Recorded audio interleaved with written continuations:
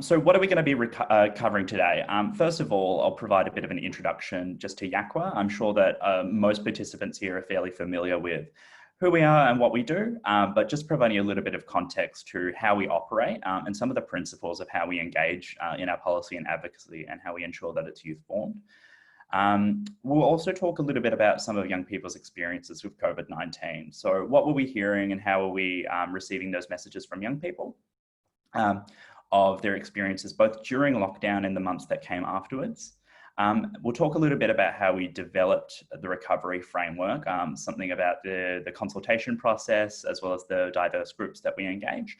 And then we'll go over some of our recommendations to move forward before diving into a bit of an open discussion and open floor from everybody here, just to hear about how everyone's operating and any potential trends in youth services and young people that people are hearing and would like to do a bit of problem solving on. So YACWA is a member-based peak body and we represent nearly, I can't actually see that, my mouse has disappeared, which is a lot of fun. Nearly 500,000 young people and services that support young people in WA. And we operate primarily as a human rights organisation, and we seek to address the exclusion of young people in a rapidly changing society. We know often that young people's voices are excluded within policy and decision-making processes that affect them, and that actually goes against the UN Convention on the Rights of the Child, which says that they need and have a right to full participation in policy and decision-making processes. We're about three things. Primarily, it's the voice of young people. So anything that we do and anything that we recommend is formed with young people's voices and recommendations and desires at the very forefront. We're about a strong sector. So the youth services sector that supports young people is incredibly important. Sector support is a really strong component of YACWA. And some of these workshops are actually intended to really support and assist you to thrive. And we're also about new ideas. So bringing in new innovation to Western Australia and to the policymaking landscape. We know that quite a lot of the time, the pilot projects and exciting projects that we see come from international contexts or over East. And we want to see some of that innovation and policy courage happen in Western Australia, particularly when young people are leading the way on those ideas. What was our response to COVID-19 in the early months and during the development of the recovery framework? One of the first things we did was start engaging in conversations with young people, making sure that we were actually checking in on a lot of our networks that YACWA holds and auspices, such as the Youth Pride Network, the Youth Disability Advocacy Network, which is newly independent, the Youth Homelessness Advisory Council, actually having chats with young people to hear about firsthand their experiences of recovery and of lockdown as we were going through it. We also established a number of supports for the youth sector during. So our YACWA website quickly updated to include a Life Youth Services portal update, knowing that during lockdown, the state of services rapidly shifted, often going entirely online, certain components shutting down entirely or indefinitely until lockdown ceased. And providing an opportunity for young people and for other youth services to understand what was operating in real time and make appropriate and accurate referrals. We also started these Youth Worker Unite sessions, which were born out of the immediate response to lockdown, when there was little coordination in the sector, there was little information from the state government as to what was happening for youth services. And provided an opportunity for individuals to connect online and hear updates, speak with each other about how they were responding to kind of swiftly changing social distancing and health recommendations, as well as provide an opportunity to connect with peers, because those early months during lockdown, connection was a big concern for a lot of youth workers, particularly those engaged in quite difficult and emotional casework. We also provided policy advice and advocacy throughout. So we held a number of meetings with ministers, as well as on key COVID recovery and COVID lockdown advice committees and groups and advisory bodies, one of which was the Department of Finance's body, as well as the Youth Task Force from the state government under the Department of Communities. So we provided significant advice alongside youth sector representatives and young people on our COVID response and the ongoing decision-making processes. One of those, for example, was strong advocacy on the need for a moratorium on evictions, rent increases, and rent arrears during lockdown and during COVID-19, which was successful. We also received some funding to really beef up YACWA's youth engagement and consultation processes during COVID, and that continues today. We've actually established a COVID-19 youth steering group, which is providing advice and direction on communications for young people in the coming months around recovery, as well as the development of resources intended for young people in the youth sector to make sure that they're youth appropriate and relevant and effective, as well as some ongoing targeted advocacy to decision makers. And that's continuing today, spearheaded by my co-worker Charlotte Glantz at YACWA. And so if any youth workers or youth organisations would like to engage with a group of young people to talk about their service or provide some advice and receive some information on how things are landing with young people, that's something that we can support. So what did we actually hear from young people during COVID-19? Around April and May, we held a survey online with over 300 responses from young people. And we found that 91% of respondents had reported mental health difficulties, 44% of them lost income, 32% were unable to work entirely, and 38% were unable to buy essential items such as soap or fresh food or eggs or canned goods. And none of this is particularly surprising. We heard this pretty loud and clear, and it's it's been reported to death. But what were some of the interesting findings were what we heard from particular groups and cohorts of young people in our more targeted conversations.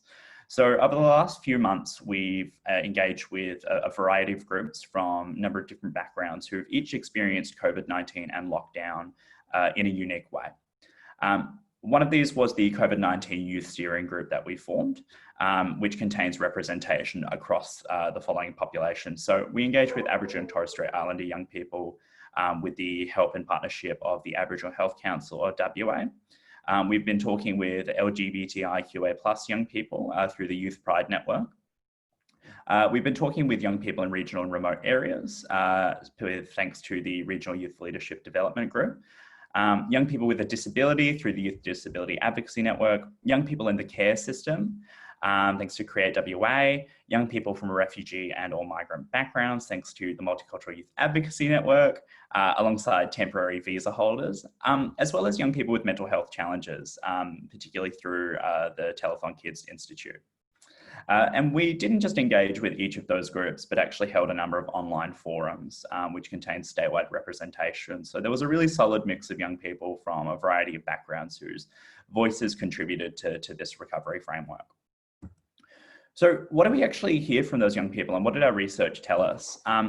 We know that about 23% of all jobs lost in April 2020 during COVID-19 affected young workers aged 15 to 19. And we know that in July 2020, WA's unemployment rate was at 8.3%.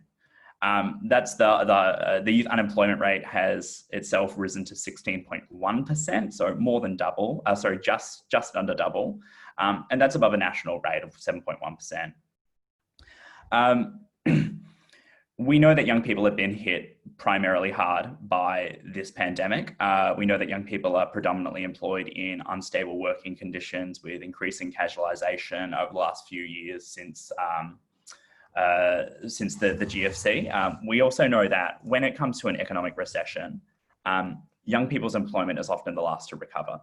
We've seen that in the 90s, we've seen that from the Great Depression, and we've seen it most recently from the GFC.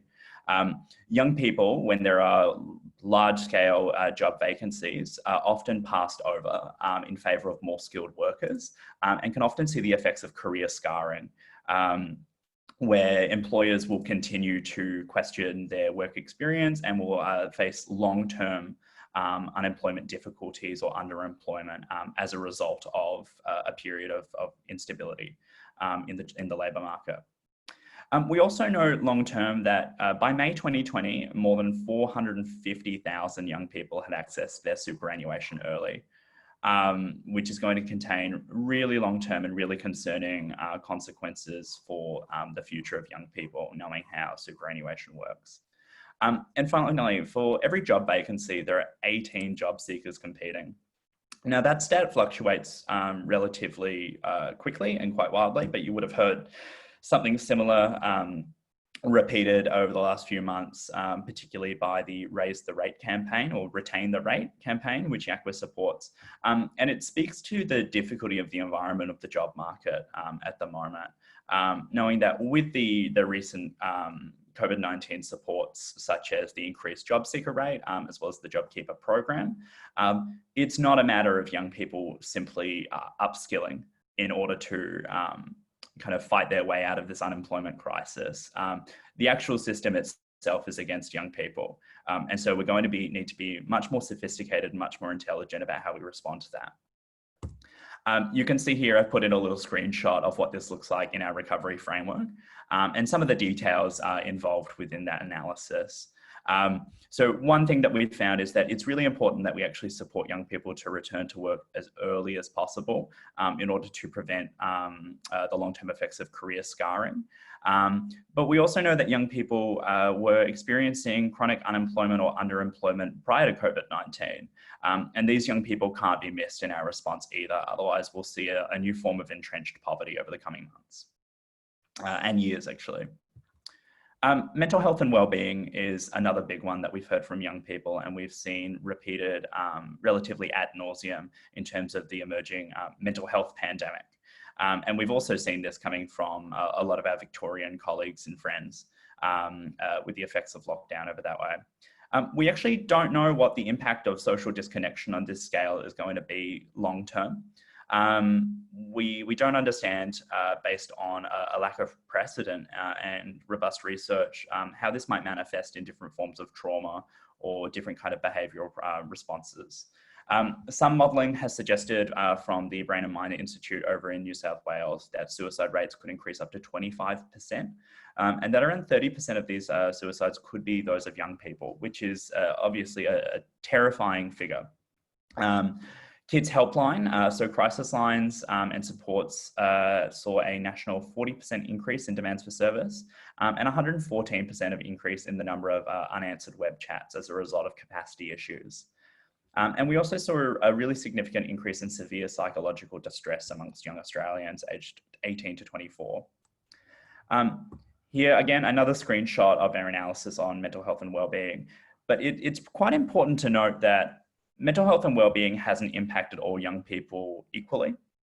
The impact of home environments for young people, access to resources, recreation, stability of the home and housing, varies greatly and all impact upon mental health. We heard quite frequently from young people that their home environment actually wasn't a safe space during lockdown.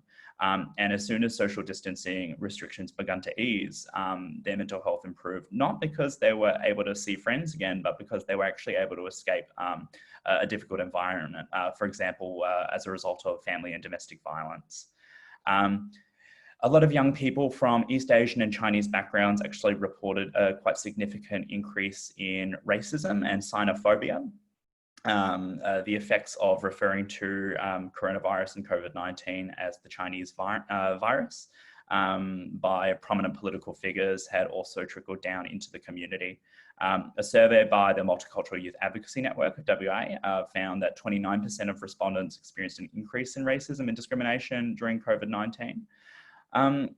Interesting as well, Aboriginal young people experienced lockdown differently, with physical travelling restrictions restricting their ability to connect with elders and family and to engage in cultural protocols and norms. We also heard that a lot of services throughout were really unequipped to deal with these unique cultural impacts and factors in lockdown. We know a lot of services do indeed try to be culturally responsive, but a lot of them are not equipped to, or otherwise a service could be considered to be as culturally secure and safe as their least educated and culturally secure staff member, which continues to impact the ability of young people to engage with these services. There were some really positive responses to the mental health impact during. For example, telehealth rebates through Medicare was quite supportive, but again, the ongoing physical distancing restrictions prevented a lot of people from engaging in Medicare's rebates and supports. We also know that the impact of disconnection for young people who are in ongoing engagement with youth services was quite difficult, and that a lot of youth services tried to shift their activities and responses and strategies in order to retain this connection with young people. For example, a lot of them were attempting to provide physical gift baskets in order to maintain connection through online methods and telehealth. But that a lot of young people, telehealth was not necessarily an appropriate or effective way to maintain that engagement, and in some instances actually increase their isolation and loneliness. We also know that education, of course, has been a really largely impacted area as a result of COVID-19.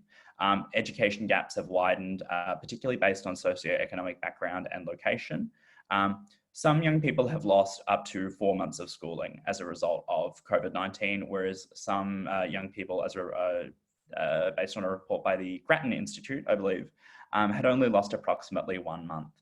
And a lot of this was due to access to information and communications technology or reliable equipment for online learning, such as reliable internet or a webcam.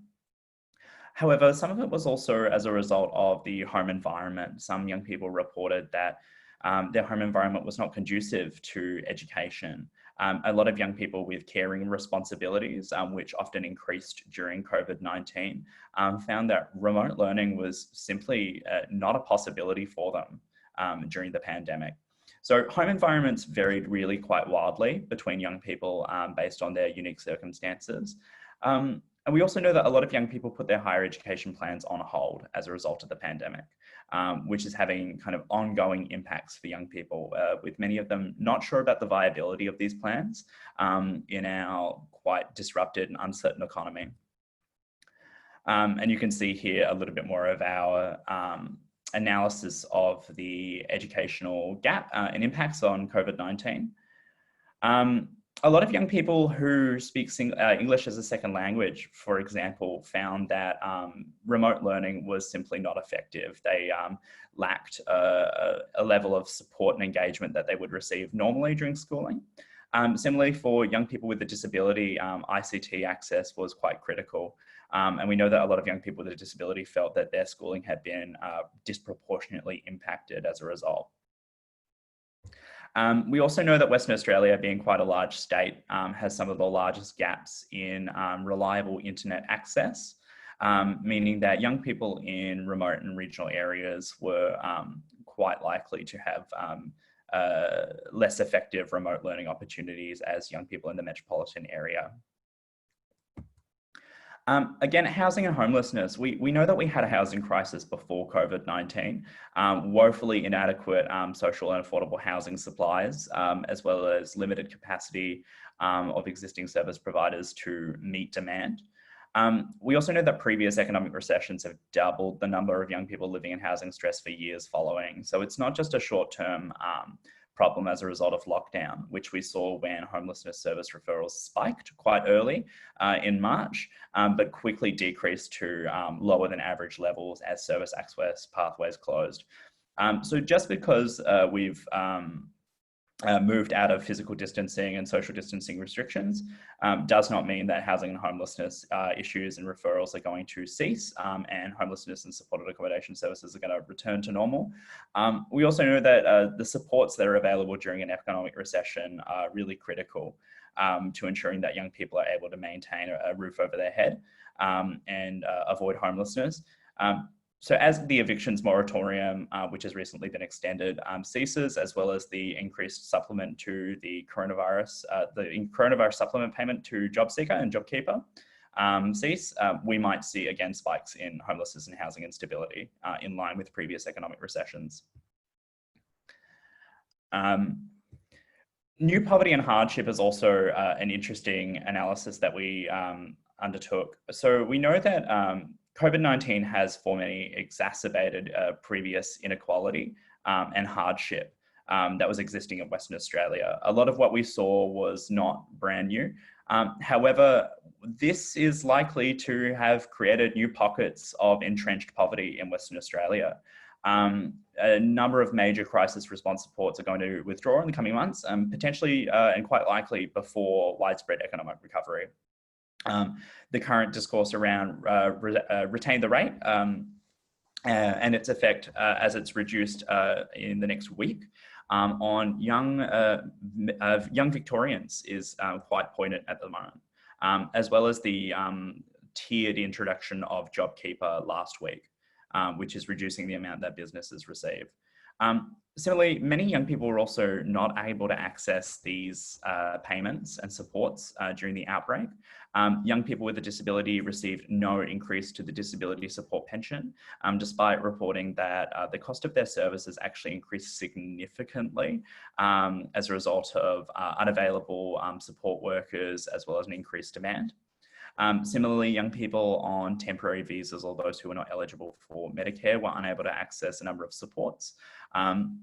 We heard from multiple food banks that more than 50% of those accessing their services were temporary visa holders and were young people, which is extremely concerning. And of course, employment outcomes will not improve immediately. We're likely to see the impacts of this recession for years to come without an interventionist approach. And we don't necessarily know how young people are going to be included in our policy responses to that. We know that young people in hospitality and retail and tourism industries are likely to feel the burn on this one for years to come without targeted supports for them. Again, of course, there's also the issue of the digital divide, exacerbating the effects of poverty during COVID-19. So the impact of that on education and long-term employment outcomes is a really concerning thing for a lot of young people that we spoke to, and based on a number of reports, such as through the Garrett Institute. And so we need to be considering how the infrastructure in our regions is actually supporting our recovery. Finally, we also see a really big shift in demand for youth services. So we initially saw a bit of a spike early during lockdown from youth services for young people who are accessing their services, particularly for mental health referrals. The kind of global instability and uncertainty of this unprecedented lockdown impacted young people quite hard, and particularly young people with instability in their personal life, such as housing instability or difficult family situations. We also saw a significant increase in financial insecurity. So young people seeking support for accessing essential services such as food or a shower, as well as young people seeking advice on how to get a job, how to do their resume, how to engage in a job interview. And we also saw a significant increase in family and domestic violence concerns. A lot of young people during lockdown were unable to escape these situations, and so there was a really high number of calls to crisis lines for this issue. And we're likely to see these shifts in demands in the years to come. We've already heard early from youth services a large uptick in financial counselling and support requests, as well as mental health referrals.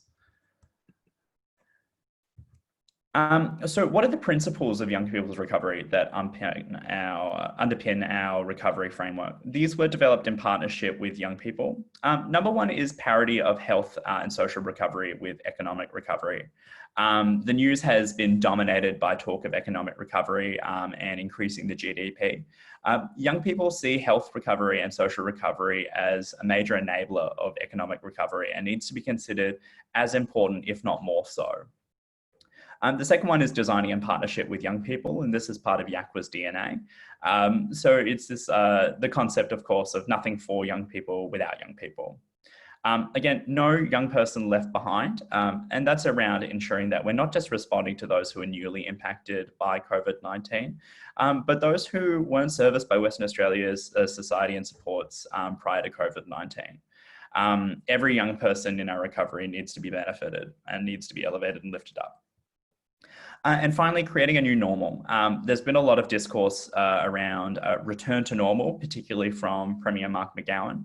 Young people have resoundingly told us that they don't want to return to normal before COVID-19. That was not working for them. Young people faced a housing crisis, an unemployment crisis, a mental health crisis, an education crisis before this. And they want to see a system that is more person-centered and one that actually upholds and uplifts young people of all backgrounds, rather than our previous inequitable society. So where did we focus? We looked at 3 pillars of recovery, looking at what are the key levers that our state government can pull upon in order to create a better Western Australia as a result of COVID-19. The first one is capacity building and social support. So this is around ensuring that young people, their families and their communities are supported to be happy and well. Individuals who are not well and happy can't be economic participators and vice versa. It's around the supports that actually enable people to participate in their communities. The second pillar is job creation and industry development. So specifically responding to the economic crisis and the impact of COVID-19 on unemployment for young people, but with a future focus really. So not ensuring that we're going through and creating 600,000 jobs for young people purely in a resources sector that is going to quite rapidly die as a result of climate change. So what are we doing to create jobs for young people that are going to be person-centered, flexible, and fit for purpose? So jobs that actually are going to be sustainable in the years to come. Jobs that provide young people pathways into seniority and creating a livable environment. And finally, education, training, and community connection. So this is around creating communities that are economically and socially connected. For example, education supports and access that is relevant to young people's desires for a future Western Australia, as well as for jobs and industries that are going to be viable for decades to come as we shift our economy. So what did we recommend? Sorry, I've just got a little slide in there that's from a draft version. Pillar 1, under capacity building and social support, we recommended actually growing the youth sector to meet present and future need. So we can't just respond in the immediate and the interim to meet young people's current needs, but actually making sure that our youth sector and the workforce that is behind it is actually equipped with the right skills based on our population projections. We actually had a look at expanding hardship supports and measures to prevent poverty until we see widespread community recovery. And these are around the evictions moratorium being extended, the expansion of rent relief measures. We recommended advocating through National Cabinet for major reform to federal employment supports. So we know that our federal employment system and the current military-industrial complex of job service providers is often not meeting young people's needs. Young people are not being supported to enter into long-term employment based on their skills or their desires. We've also looked at breaking the cycle of youth homelessness, knowing that young people are likely to not actually receive the supports that they need in order to adequately exit youth homelessness after we see the cessation of the evictions moratorium. And finally, invest in the well-being of refugee, migrant, and multicultural young people, knowing that this is a population that requires a really specific response in capacity building and social supports. And what do those recommendations actually look like? We made over 40 recommendations through this recovery framework, one of which was actually conducting an analysis of the youth sector's needs. So looking at the size and skills that we require for our current population, as well as projected future population growth in Western Australia, to actually make sure that our frontline supports can meet young people's needs. And this is quite similar to what's been done in the mental health sector, mental health and alcohol and other drugs sector through the Mental Health Services Plan, which contains quite sophisticated modelling in order to ensure that that system is able to adequately meet needs. We also recommended providing some flexible and rapid small grants for youth services, knowing that we actually can't predict what the needs of the youth services sector are going to look like from month to month in the coming months, and actually allowing services like yourselves to respond quite quickly and in individualized approaches to meet the needs of your cohort or your region. We've recommended providing some additional investment into frontline employment and financial counselling services for young people. So actually supporting young people to navigate a bit of a changed workforce and labour market, and enabling the youth sector to actually have the resources, particularly staffing, to do that without eating into existing FTE. Again, we've of course recommended to increase community mental health prevention spending to 5% of total investment, in line with the services plan from the mental health, alcohol and other drug sector, knowing that that's actually continued to shrink to less than 1% in recent years, and mental health is now more important than ever. Part of that is also increasing access to non-clinical community mental health support, so supporting young people to stay healthy and well before requiring more acute services. And of course, funding dedicated peer support programs for LGBTIQA+ young people from refugee and or migrant backgrounds, Aboriginal and Torres Strait Islander young people, and young people living with a disability. Evidence tells us that young people from these backgrounds need connection with their peers and need safe spaces that are supported and facilitated in their communities. And so that's an element of non-clinical community mental health supports that we recommended specifically. We've also seen the Mental Health Commission announce the development of a young people's priority framework in response to high-profile youth suicide. And so we've recommended, of course, that framework be co-designed with young people and respond to the mental health services plan. Under expanding hardship supports and measures to prevent poverty, so again, the expansion and extension of debt relief and amnesty programs, so supporting young people to avoid entering into long-term debt, which would, of course, impact their economic outlook long-term, including extending the moratorium on evictions in Western Australia. Knowing that with that scheduled to cease alongside the reduction of the coronavirus supplement for JobSeeker, we were quite likely to see a massive spike in homelessness all at once.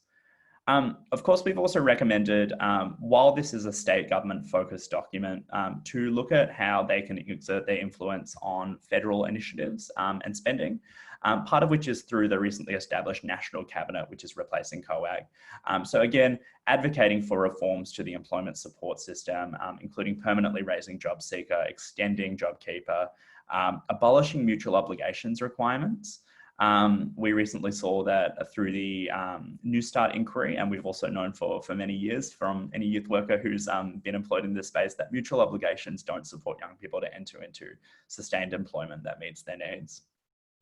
And of course, to increase the disability support pension in line with increases to JobSeeker, it's woefully inadequate that this was not subject to the coronavirus supplement payment, and that needs to change quite urgently. We've also recommended investing in a housing first model for young people. The state government has recently announced investment in housing first models, which have contained no dedicated model or investment for young people. And we know young people require a dedicated model in this one. If we're going to respond to a housing crisis, we need to be making sure that we're actually developing our infrastructure and youth sector workforce and supports in line with that. We've also recommended investing in an embedded youth outreach program. During COVID-19, as we saw the enforcement of social distancing and lockdown restrictions, there was a real concern that there was going to be a punitive approach to enforcing that alongside the enforcing of fines for young people who might not be engaging or abiding by those rules. And so as part of that, we actually developed in partnership with the Department of Communities, a model in which we would be embedding youth workers alongside the WA Police to go out on the beat and actually engage in diversion tactics and support young people to engage with services and develop relationships instead of starting to get them involved in the justice system. And of course, we've also aligned with Shelter WA to ensure that we're actually directing infrastructure investment to construct additional social housing dwellings. It's a bit of a no-brainer that we would be supporting the construction industry and economic growth by actually using some of that for social purpose that we know is sorely needed in Western Australia. So the wellbeing of refugee, migrant and multicultural young people and families, we held a number of consultations with young people from these backgrounds, supported through the Multicultural Youth Advocacy Network. And we know that a lot of these populations really require community-led solutions and ones that are responsive to individual cultural needs, barriers and institutional racism, both overt and explicit and implicit. One of the things that we heard quite clear through our consultation was the need for targeted engagement and communication strategies. A lot of the information on COVID-19 during lockdown was changing on a daily basis. I know that I was spending about 10 hours a day reading the news and understanding new policies as part of my work. And all of this information was available only in English. There was limited information on up-to-date news available in multiple languages. A lot of young people found this extremely distressing. A lot of young people also reported that they were having to act as an interpreter and a guide for their families and their wider communities if they spoke English as a second language in order to make sure that they were up to date with the rules and developments.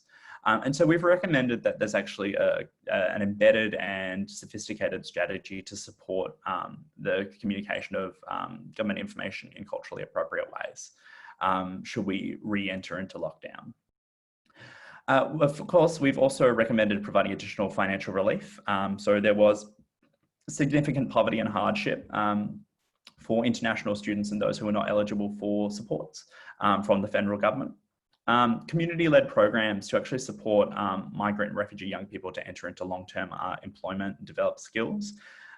We know that a lot of existing programs for young people to engage in employment and education is focused quite closely on individual mentoring and doesn't necessarily respond to systemic racism and the formation of kind of long-term networks and connections.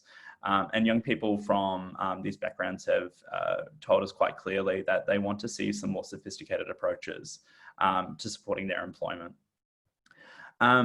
We've also recommended training for primary care and frontline services to actually understand and combat institutional discrimination and racism. A lot of refugee and migrant young people have explained countless times to providers the impacts of racism and had to undertake a significant amount of cultural labour in their own care. And so this is about reducing some of the burden on that and supporting the youth sector to really engage with these young people and support them in their journey. So actually acting as an advocate against racism rather than supporting them to mitigate the symptoms. And of course, developing targeted anti-racism campaigns within Western Australia. So a lot of young people have felt that they've lost a lot of trust and faith in their community as a result of their increase in the experience of racism. And so there's a need for healing in this area. Western Australia undoubtedly had a problem with racism before COVID-19, and it seems now that it would be a prime time to actually engage in some targeted anti-racism and support some healing. So moving on to Pillar 2, which is focused quite closely on job creation and industry development, actually supporting young people to enter into employment pathways in ways that are aligned with the future, with fit-for-purpose employment that meets their educational needs and desires, their family schedules, their recreational rights. So again, we've recommended creating sustainable jobs that build futures for young people. So in line with young people's concerns and significant climate anxiety, ensuring that we're not just investing in the resources sector, but actually creating a low carbon future for young people. Again, supporting the newly jobless to return to work quickly and preventing long-term career scarring. Strategically rebuilding the youth labour market. So understanding, of course, that our response to unemployment from COVID-19 can't be focused on the creation of 6-month jobs for young people, but actually looking at which industries have been impacted the most highly and long-term as a result of lockdown and economic recession, and creating pathways for young people that support them to from entry-level jobs down to 10, 15 years into the future. And finally, directing industry investment to support social purpose. There are a number of economic opportunities for the youth sector and for the state government to invest in social purpose that will actually support growth of the GDP.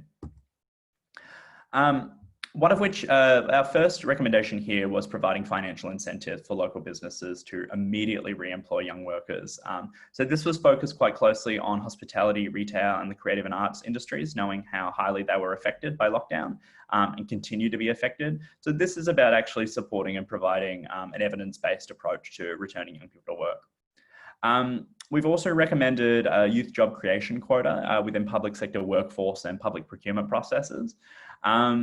And it's really critical that this is not the only tool that the state government uses to support young people to enter into work, but it is a really quick and easy tool for them to use to actually immediately purpose state government funds to employ young people by mandating that public procurement actually demonstrate the benefit of that funding on local WA jobs for young people.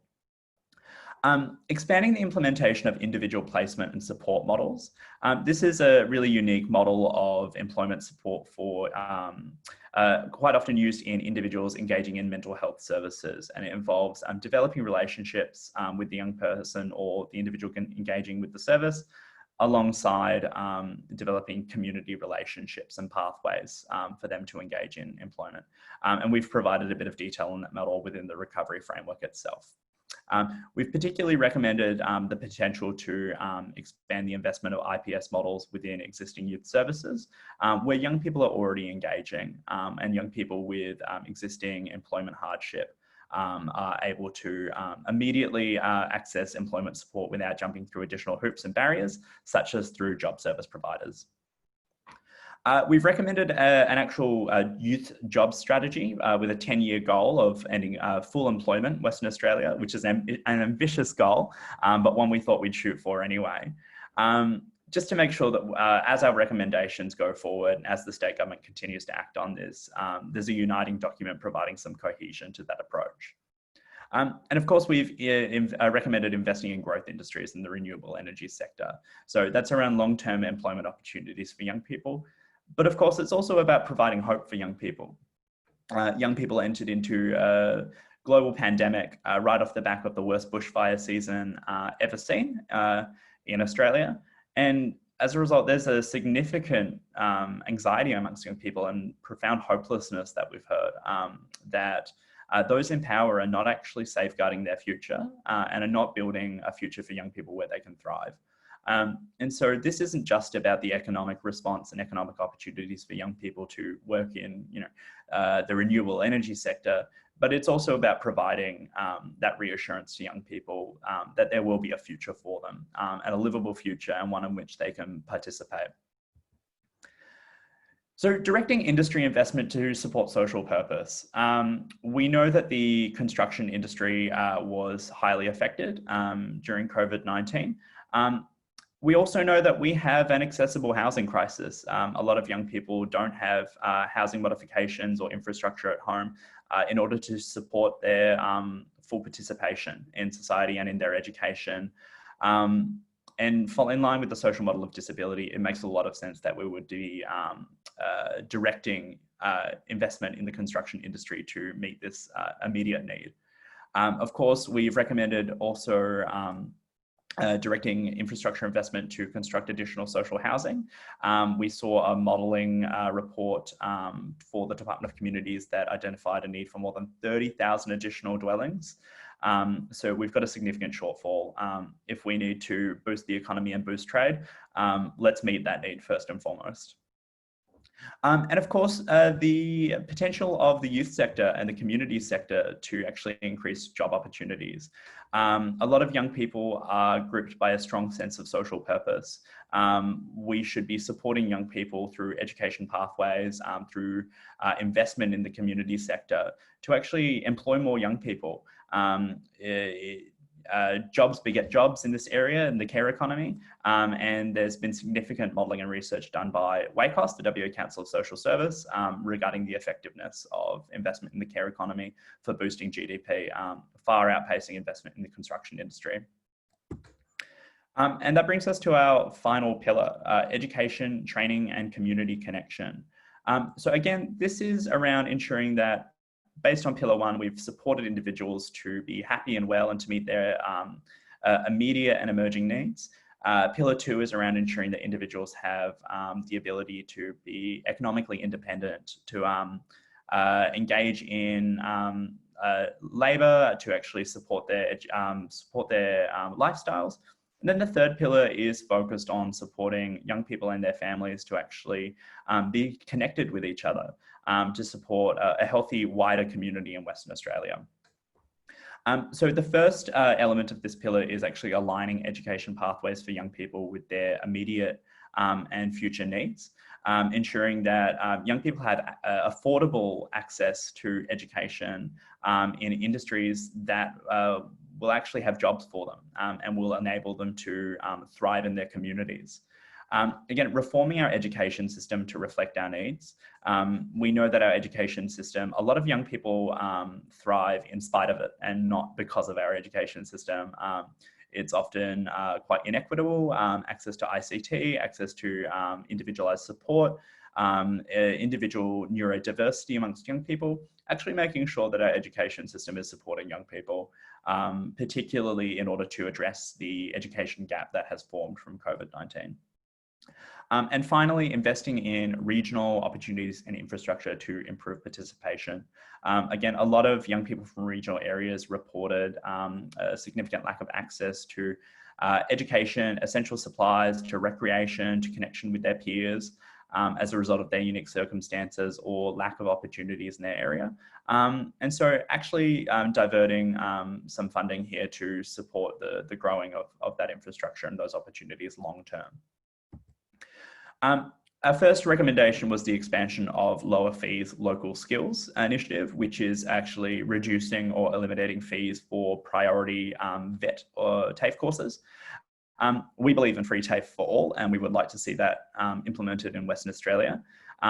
If we're going to be implementing lower fees local skills, we believe it needs to be prioritised towards growth industries that have been identified. So renewable energy, Metronet, and the care economy. And some of these recommendations have already been taken up, which is extremely heartening to see, actually.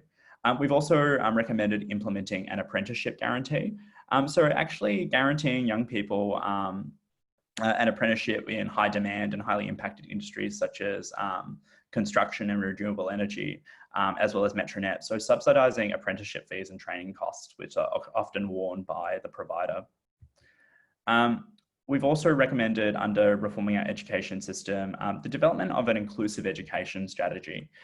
So bridging the gap in educational support that we saw really a spotlight shone on during COVID-19. To support young people to have individualized education. And this is a focus on young people with a disability, young people from refugee and migrant backgrounds, young people living in poverty, as well as young people who have limited access to appropriate and reliable ICT.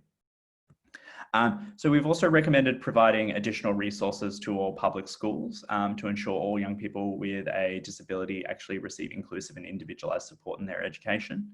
A lot of young people from our consultations reported that while they saw a drop in individualized support and mentoring with their schooling during COVID-19 and an education gap widened, that gap existed prior to COVID-19.